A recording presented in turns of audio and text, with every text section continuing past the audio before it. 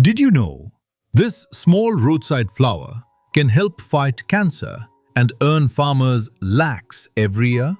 Yes, this is Nithya Pushpa, also called periwinkle, a simple-looking plant with powerful medicinal value and strong income potential. The name Nithya Pushpa means eternal flower, and true to its name, it blooms throughout the year. Pink, white, violet shades, and every part of this plant has value. It is widely used in Ayurveda and pharmaceutical medicines, especially for cancer, diabetes, and blood-related treatments. From a small backyard to one full acre, this plant fits anywhere. Nithya Pushpa grows best in warm climates, between 20 to 35 degrees Celsius.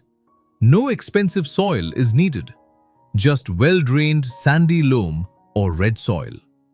Add compost or cow dung before planting, and remember, good drainage is the key. You can grow this plant using seeds or stem cuttings. Seeds germinate in about 10 days. After 3 weeks, transplant them with 30 by 30 centimeter spacing. Within 60 to 70 days, flowering starts, and it continues non-stop. Care is very simple. This is a drought-tolerant plant. Water only when the soil feels dry. Once a month, add vermicompost or panchagavya. If pests appear, a light neem oil spray is enough.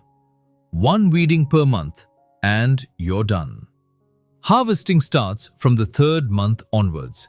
Leaves, flowers, and even roots are in high demand.